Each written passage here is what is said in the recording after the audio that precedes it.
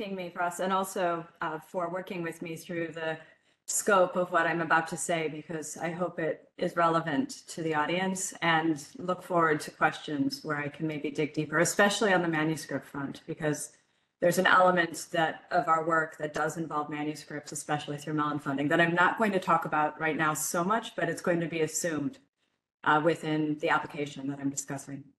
So what I'm going to do essentially here is explore this idea that I've called reading Arabic books with a reuse lens. And this represents the second chapter, in fact, in the book, and well, the first and second chapter in the book, and a theme that runs through it. And what I want to do is I would like to, sorry, I have to get it to move for me. I'm going to tell you a story, and it's going to run through this presentation. And through it, I hope I give you a sense of the monograph, some insights regarding digital methods and what we've learned from them, and also a little bit of a feeling about what you might be able to do yourself. And I'll end with some comments to that effect very specifically in an invitation. My co-creator in data, I would just like to call out, is Masumi Saidi, who has been working with me now since 2018 on the KITAB project, and now at the center, along with many other team members who I've given a little bit of hint here in the reuse from Zenodo of our data. All of our data is public and available on Zenodo. We update it regularly as well. I can say more about that later. So good. So let me start with my story. I'm going to try and tell you a story. So one of the most commented upon episodes of the early Islamic Caliphate, can you see my slides? Have they dropped? You can see them, thank you. I can see you all, good. One of the most commented upon episodes of the early Islamic Caliphate pertained to the Caliph al-Ma'mun and involved a test imposed on prominent scholars of Islamic law and tradition beginning in the year 218, which is marked here in this manuscript. This episode came to be known as, I'm sure most of us here know, as the Mihna, and it was initiated by an open letter sent by the Caliph from Raqqa to a deputy in Baghdad. The letter is reproduced by Tabari, who dies in 923 or 310, in his Tarikh. The Caliph begins by declaring that the leaders of the Muslim community bear responsibility for matters of faith, and in scathing language, al-Ma'mun reflects on his subjects' ignorance regarding religion, which he traces back to their failure to understand the nature of God, and specifically to grasp that God is utterly distinct from his creation. The goal of the Mihna was to combat such ignorance by means of a test designed to enforce allegiance to a particular, seemingly obscure doctrine, that God created the Quran at a specific moment in time. The opposing view, held by many scholars at the time, was that the Quran was, as the word of God, was not created, but rather eternal. Like him, it was thus not distinct from him. You see this is a manuscript from Istanbul first, from Tabari. We have here a quote from al-Ma'mun that's in this letter, which reads from the Arabic, translated by Bosworth: summon together all the judges in your sphere of jurisdiction, and read out to them this letter from the commander of the faithful to you. Begin by testing them concerning what they say, and by finding out from them their beliefs about God's creating and originating the Quran in time. Inform them, too, that the commander of the faithful will not seek the assistance in any of his administrative tasks of anyone whose religion, whose sincerity of faith in God's unity, and whose own religious beliefs are not deemed trustworthy, nor will he rely on such a man in the responsibilities laid on him by God and in the affairs of his subjects which have been entrusted to him. The Caliph then goes on to say that legal witnesses, too, should be subjected to the test. He demands updates and insists that close oversight be maintained. Tabari says that the Caliph named 7 individuals in a further letter who were to be sent to him. The Caliph then put these 7 to the test, interrogating them about their views regarding the createdness of the Quran. They all replied to him that the Quran was created. Okay. In memory, this episode, which I've just quoted from Tabari, well, until today, it remains as a prominent place in Islamic memory for the role it created in defining the limits of the Caliph's powers and the strengths of the scholarly class. It provided a backdrop against which key doctrines for future centuries worked out. The Mihna and the letters that launched it represented a focal point of Islamic memory. And if you've taken a class in Islamic history, you've surely encountered the Mihna and also the quotes that I've just alluded to from Tabari. As a site of memory, however, the Mihna and the letters have a curious history of their own, and as historians look back, they would be well advised to take it into account. We might, in fact, never have known about the Mihna, or at least not in the detail that we do, were it not for an author who himself lived through the events. Ibn Abi Tahir Tayfur, who died in 893, included a description of the Mihna and the texts of Al-Ma'mun's letters in his Kitab Baghdad. Years later, when working on his own book, apparently, Tabari reused Ibn Abi Tahir's book extensively and copied the letters out into his own text. But he never mentioned Ibn Abi Tahir as his source. Subsequent writers recording the events of the Abbasid period followed suit. Ibn al-Athir, for example, copied tens of thousands of words, including the letter from Tabari's Tariq, into his own book, Al-Kamil, without mentioning either Tabari or Ibn al-Athir. Here we have aligned evidence or passages from the two books as evidence. On the right, we have Ibn Abi Tahir's text, which has been converted into machine-readable format. And on the left, Tabari's text. And this is just a portion of the alignments that we have. So the period covered in the surviving volume of Ibn Abi Tahir's book, which is only one volume, volume 6, begins with Al-Ma'mun's arrival in Iraq from Khorasan in the beginning of the month of Safar in 204 and ends with his death, so 218. Using the PASM algorithm, using the PASM algorithm developed by David Smith, my colleagues and I were able to detect 33 precise alignments between Tabari's history and Ibn Abi Tahir's books that cover key episodes described in both books. The topics include the caliph's entry into Baghdad, including Al-Ma'mun's adoption of the black clothes of his Abbasid forebears and his rejection of green as a symbolic color. Much of his narrative regarding the Tahirids, Al-Ma'mun's consummation of his marriage with Al-Quran, the daughter of Al-Hasan ibn Sal, intrigues of the Abbasid court in the postings of governors and military units, the uprisings of Alid and other rebels, Al-Ma'mun's conflicts with the Byzantines, anecdote showcasing the caliph's generosity, poetic talents and discerning ear, attitudes towards Arabs and non-Arabs, and much else. None of this, I have to repeat, is ever quoted back to Ibn Abi Tahir. The parallel texts also contain extensive poetry and other long letters, including a letter sent by Ma'mun to his Byzantine counterpart, Theophilus, summoning the latter to Islam, and a missive of about 2,400 words from Tahir ibn al-Hussein to his son Abdullah, advising the latter on how to govern. This has been an important work, or important piece of the text that Bosworth called an early example of the mirrors for princes genre. Ibn Abi Tahir's treatment of the so-called Mihna, in which Al-Ma'mun required judges and traditions to endorse the theological position, then is also, as I noted, in Tabari's book, and it's extensively reported upon.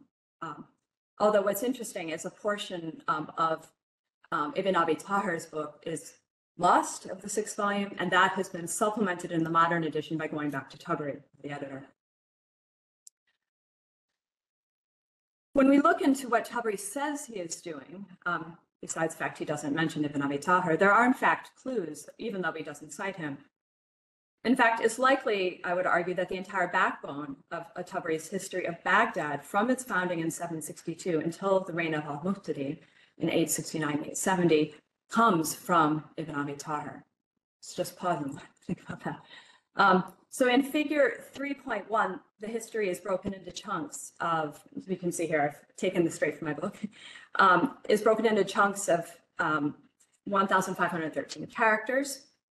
And it's as if it's rolled out on a scroll. So each one of those lines represents that number of characters.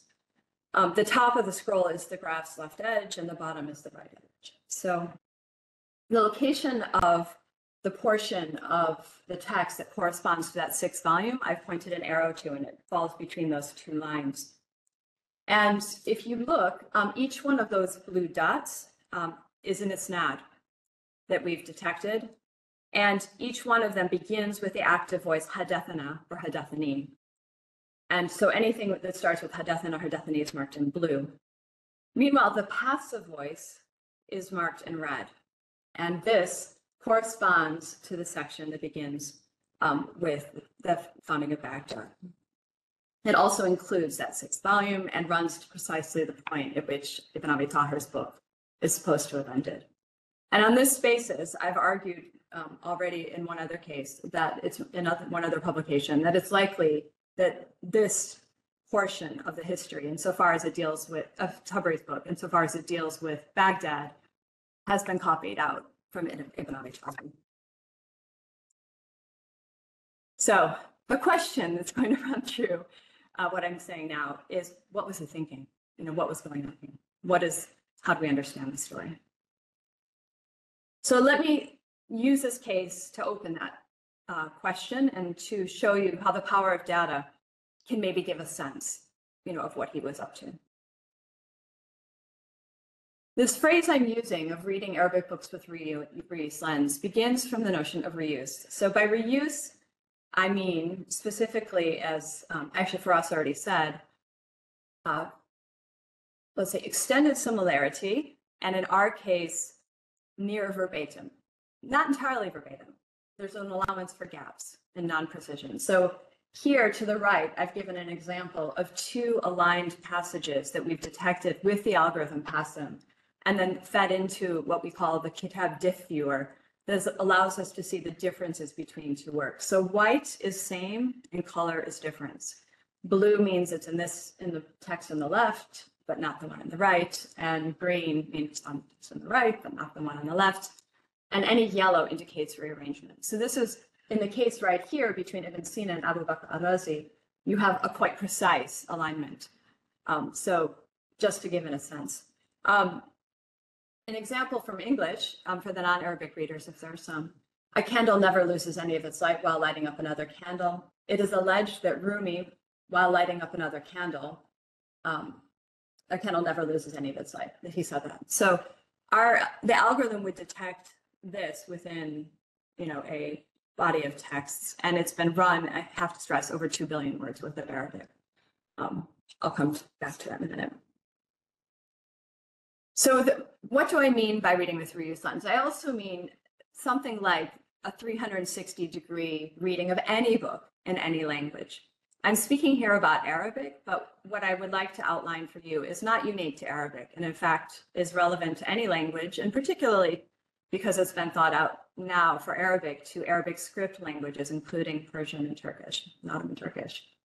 So by this, we have in mind, or I have in mind, to consider a historical context in its roundest form, to consider specific relationships between books, such as the one I just showed you with Tabari and Ibn Abi Tahir, Ibn Sina and al-Razi, to think about relationships contextually. I'll say more about that in a minute.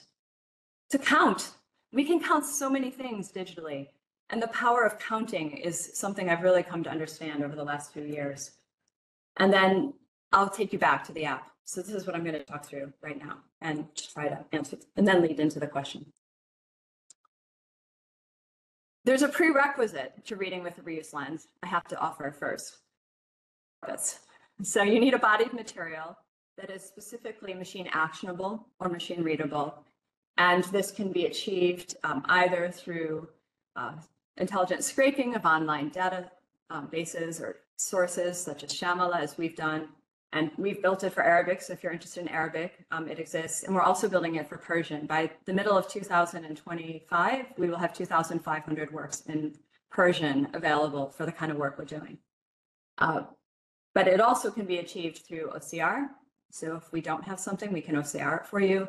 I've given you the here an image of eScriptorium, which some of you, I'm sure, are familiar with as an online platform through which you can OCR print texts. And the good news is that manuscript OCR is improving very quickly. It's not, it seems to be a never-ending move towards a finish line, but it is improving. And I think by the end of next year, or middle of next year, we should have some significant manuscript results to announce. You also need alignments as we've obtained for passing between works, and you need to be able to read text in a reader. All of these kind of method questions, if you're interested, please, we are having an open day for the KITAB project in the CDH next month, and I'll come back to that announcement later, but those are the details. Now for Arabic, what can we say about the historical context? Well, a key point that I make in the monograph is that you have a set of contexts that sort of run through the tradition and that feed a hugely intertextual tradition. Many medieval readers and authors expected, evidently, authors to reuse books, so that expectation mattered. For authors such as Tabari, reusing past books freed up intellectual energy. The result is that authorial intention and meaning often lie as much in the structure of a text as in its reused contents. It is frequently profitable, in fact, to investigate where you don't have reuse between two works or the differences. So in that diagram I showed you, to explore the greens and the blues rather than the whites. And also to explore what doesn't align. Secondly, medieval authors and readers frequently accessed text only through other texts.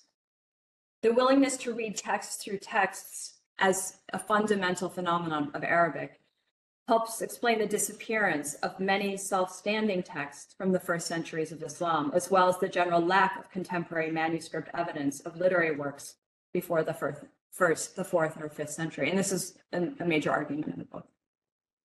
So Al-Ma'mun's letter is a case in point. Ibn Abi Tahir was a contemporary of Al-Ma'mun. Tabari lived only a generation or two later. Later authors preferred to draw the account even from Ibn al-Athir, not so even from Tabari. So we've lost most of Ibn al-Athir, or most of Ibn Abi Tahir. It's by chance that we have one volume, and only in the British Library and copied out subsequently into Leiden. So in terms of, it's a fundamental fact, I'd say, so this kind of acceptance of reuse, epistemological condition, I would even say.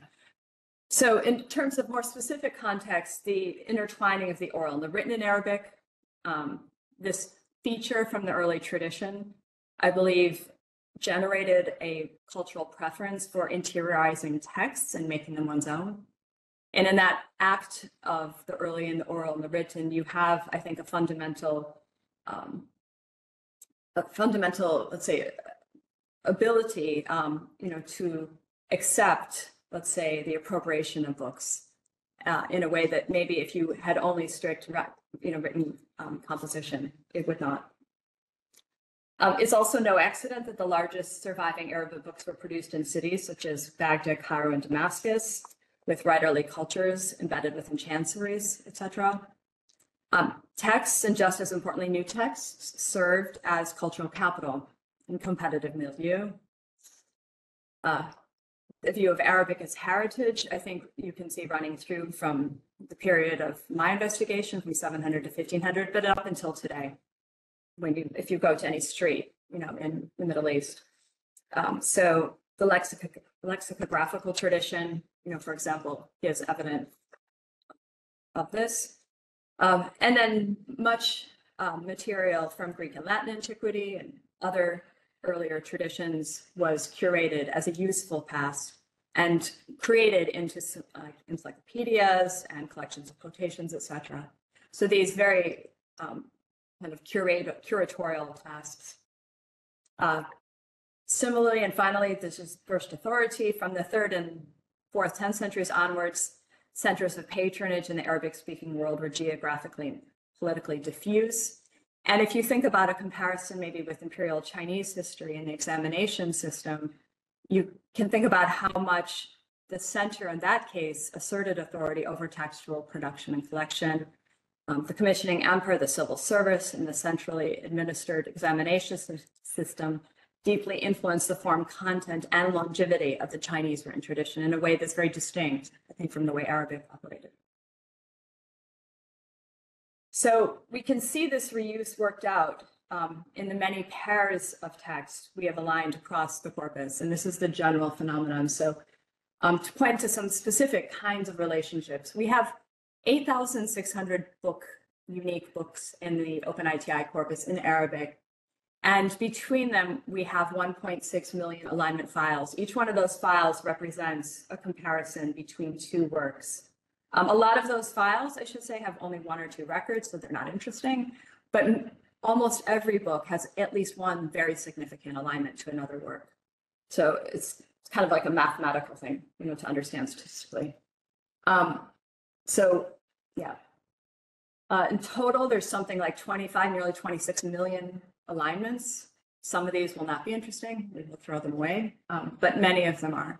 Very many of them are. So if you look here at this comparison, I want to outline, we said that we would show something of the grammar of the graphs. These are two texts that are being compared to. On the top, you have Ibn Sina's, again, Al-Qanun fil Tib, and then Al-Razi's Al-Hawi below.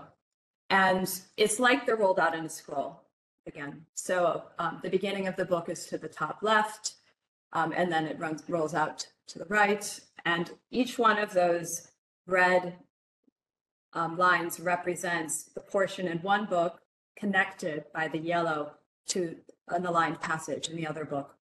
So if you look at this particular alignment, I would say it's not very precise. There's pieces of it. There's a certain number of alignments, but there's not a huge number of alignments between these works. But they are definitely they definitely have some sort of relationship, however distant. It could be an earlier source, that both is relying on. It could be one copying portion about one to the other. This is a formal kind of the relationship. I mean, we can see, I think, just from looking at the graph. It's one of the points that I mean. Here's just another graph.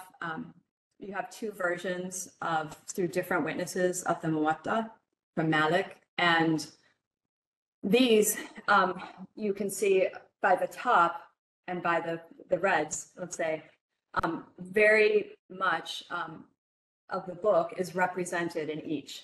So they have heavy overlap because it's all red.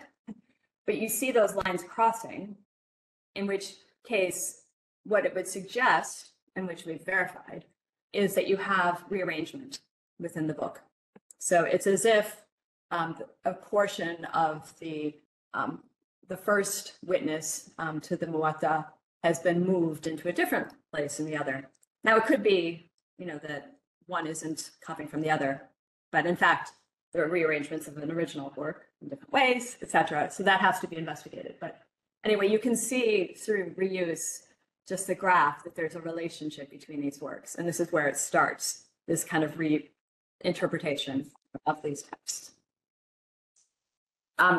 Another example here, you have, these are also both supposed to be witnesses to the Muwatta, but I've argued they're not, because these are not as densely similar. And in fact, it seems to me far more likely that you've got here a relationship between one work, that of Yahya, which is similar to the other one I just showed you, and instead something like a commentary or an abridgment. So a taking out of maybe a common tradition. But they're, in any event, not so closely related, these two works. And then here, just to go back to our case of Tabari, you have this one sole little volume that survived up in the top of Ibn Abi Tahir's book. And then you have the entirety of the Tarikh rolled out on the bottom line and dropped in, at a certain point, the volume of Ibn Abi Tahir. So all of this is generated, all these graphs, and we have one of these for every single pair of those alignments. However many, huge number of these could generate 1.6 million graphs like this. Each one of them has a particular grammar and can be understood as at least raising very specific scenarios, that can be investigated once you've looked at them. Secondly, or thirdly, to understand and read with the reuse lens is to think about relationships contextually. So 1.6 million files, in any case, you have a comparison that needs to be undertaken when you think of any relationship is not sui generis. It occurs within a whole constellation of possible relationships. So for example, here, what I've done in the book is I've created a matrix. And I've tried to categorize and think about all of these relationships, schematically, so that if you have length of the alignment, so how long two works, how many words they share in common, and then precision, how precisely those texts as a whole are related to one another, you can sort of plot any relationship between them somewhere, on this kind of graph. It's notional. It's notional, but the point is that relationships, there's so many of these, and they have each their own, there's nothing that's incredible and never seen before in these relationships. So I've circled number 10, that being the case of notionally, where I would put Ibn Abi Tahir and Tabari, in the extent that the length of Ibn Abi Tahir's text reused is quite extensive from Ibn Abi Tahir's text. That's quite precise, but it's not a version of the same work. So in the top, number 4 and 6 would be witnesses to the same text, that are reused. It's just schematic, it's about trying to think about things comparatively.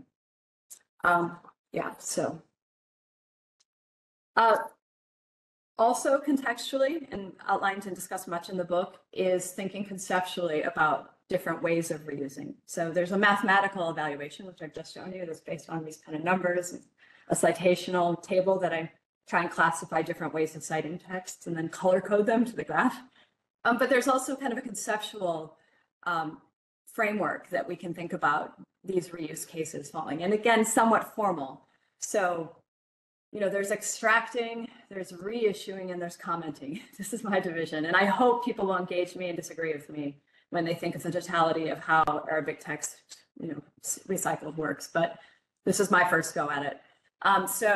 Extracting, taking passages from one, and lumping them, bringing them together. So like thematic collections of extracts, reissuing. So you've got to work every new text that's penned out represents a creation. And so if you have one text and another, a scribal reproduction, I would argue that's, a reissuing of the sort. So that's a reuse situation in my scheme. And finally, commenting, as the whole tradition is broadly, I'd argue, commentarial, but then you have very specific forms of commentary that you can see. So giving one example just here. And extracting, is, of course, a key relationship. And this is, again, Tabari, I think, taking Ibn Abi Tahir's text and extracting pieces out of it, particularly relating to that. Moving to things we can count. How am I doing on time for us? Do I have 10 more minutes? I hope so. Okay. I have 10. Okay, good. Thank you. So things you can count. One of the points working digitally is I've realized over time is just how many things you can count. And in writing the conclusion to the book, I tried to pull this together to think about all the ways that you count things, and that's helpful. So you can count words, you can count citation chains. We've developed an algorithm that extracts the citation chains if in a well-marked text, but we're also working on machine learning methods to extract a snags. So it'll be, I think, much better. Although we have one model that already works somewhat well. Citational vocabulary, what words are used? How do we understand titles and other references to written works? So all of these things that are listed on the left, we've counted in different ways. And that term comes up across the book, discussions of numbers, lots of numbers. I think this might be one of the most numeric books to come out in our field in a long time. And I hope everyone will put up with it and wade through it. But I've tried very hard to make it intelligible about why we're using so many numbers and counting things so often. To go back here, you see again this issue of counting. These are the counting of transmission terms is one of the key indicators, I think, of the significance of how Tabari's working, is being able to chart those graphically. To look at other of his works. So we've gone through his other two main works, his tafsir and also his tathib, and counted, where all these transmission terms hadathana, hadathani begin in isnad. And again, we have here a very heavily vocabulary indicating isnad citation, not book citation, importantly. Counting direct informants, the people he says he spoke to. This is named entity recognition for the digital humanists amongst us and librarians. So a lot of work can be profitably done to try to understand who these people are. And counting, I was quite surprised. I think it's even a power law. I mean, that sounds extreme, but I do think it's a power law sort of Arabic books, that no matter how big a book is, there's only a certain number of people that when you work out the names that the author spoke to, you know, when they use these phrases, hadathana, hadathani. So here, these colors, again, on the left indicate the 6 people, so the dots in the graph on the left indicate within the history, the people Tabari cites most often, the 6. Note there's none of these people are being cited in the later part of the book that I say he stole from Ibn Abi Tahir. I use that term generically, but you know, these people don't appear over there because that's written. And then, you know, there's a finite number of them. So 10 of them represent 56% of 10 of the people he spoke to, he says he spoke to, represent nearly 60% of all isnad citations across his whole genre of works. So we've also used the isnads to try to work out what we might think about as notebooks. And this is, if anyone else is interested, I would love to talk more about it. It's quite I think a difficult to swallow at one quick moment concept, but essentially by building tree maps in which the outer portion graph represents Tabari, and then within that, the direct informant in like Muhammad ibn Humayd al-Razi, or Bishr ibn Ma'ad, you have, you can start to see the likely bundles of materials that Tabari is copying down, you know, into notebooks. So I argue that there were 6 major ones that we can detect by collating and working with all of the names across all of his works, you know, in a rather systematic way.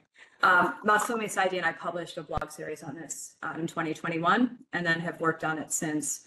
But this is, I think, an important argument for those who want to deal with Motsky-esque kind of isnad komnaten analysis. You know, we're trying to actually understand what the notebooks are sitting behind works. So just to go back then, I'm just trying to stay somewhat on time. So what was Tabari thinking? Well, possibly, as Beatrice Grunler has written in discussing, you know, how reuse was authorized when she's writing about the rise of the Arabic book. He saw Ibn Abi Tahir's book as a practical data carrier. You know, it's just a work a bit earlier than his own. He felt it was free and available. I don't think these are mutually exclusive, let me just say. Second, everyone was doing it. I mean, it was common, you know, to copy out works, and the citational vocabulary would also indicate some use. Why he doesn't cite, that's trickier, but perhaps it was common practice in some level. History, not poetry. So the discussions of Sadaka and plagiarism, if we want to use that term, although I think it's really not a great one, they surround poetry. And in fact, if you look at the discussions in the literature, they are surrounded by a very small number of people, ironically, one of whom is Ibn Abi Tahir himself. So the discourse about literary theft is a rather narrow discourse, broadly speaking, and it tends to be around works that are not histories, like Tabari's. Personal dislike of Ibn Abi Tahir is certainly a possibility. So there's quite a robust set of literary debates in which Ibn Abi Tahir is himself embroiled in, and Tabari would have been aware of this. I think we can say more than that, too, though. And one thing that having all this data made me do is go back and reread Yakut.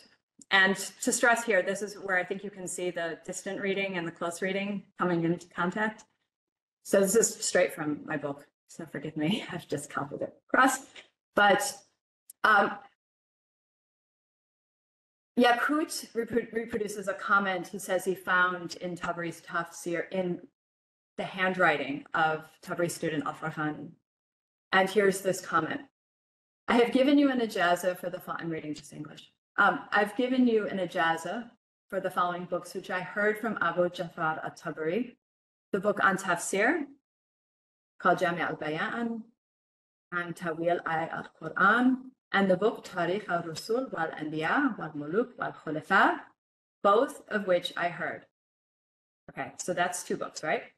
Al-Qatain min al-Kitab, which I did not hear, but which I obtained through an ijaza.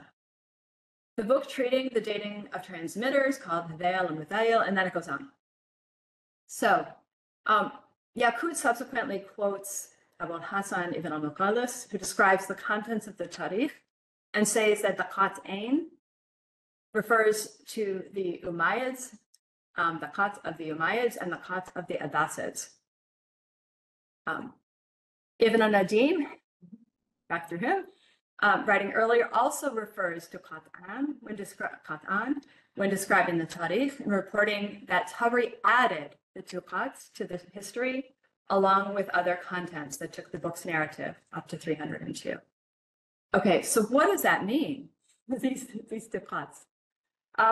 Well, I would suggest that Tabari's original conception of the history may have ended before the Umayyad period and not have included the section on the Abbasids or the section copied from Ibn Abi Tahir. So besides the reason listed above, then a 4th reason would be that Tabari did not cite Ibn Abi Tahir, indeed other authors in these later parts of the history, because he pulled this material together more quickly. It was qualitatively different. It was not the same as the earlier parts, and nor was it reckoned to be so by those who knew the work intimately. Whatever the case might be, Tabari and his immediate audience viewed the history not as a single presentation of history, but rather as disparate or discrete segments that added together to make up the book. Readers would have known to read the book differently depending on where in the narrative they landed. The segments on the Prophet's light would be read differently on the Umayyads and also then on the Abbasids because of the manner of their assembly, which I've shown you, those colors and how different they are. Readers would have known that Tabari was working differently and that there was an epistemological significance to this fact. It would also have been important, I would note, for Tabari's teaching. Devin Stewart has argued that Tabari was building a juriri legal curriculum and that his profile as a jurist was recognized by Ibn al-Nadim, who placed his entry on al-Tabari within his section on law. I have a lot to say in the book on this, but if I can just summarize really quickly, if you think about if you think about the way in which the work's operating, the legal materials are the earlier materials. They're not this Abbasid material. So finally then, because I can tell for us it's saying time to stop soon, for you, if you're at all interested in trying to read with your own reuse lens, I would suggest you can start with our application, which is now live.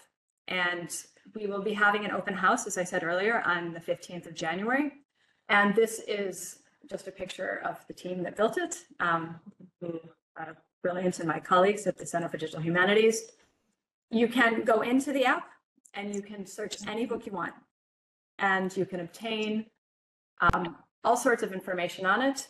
Most importantly, you can see the relationship of one book to the whole corpus, as well as the relationships that I showed you of those one-to-one graphs. So all of the 1.6 million graphs, you can have your own pairs of graphs if it's in Arabic, soon in Persian, because we will, of course, add Persian to this application. But each one of these dots in this graph represents one of those alignments, and the beginning of the book is the top, time is across the bottom.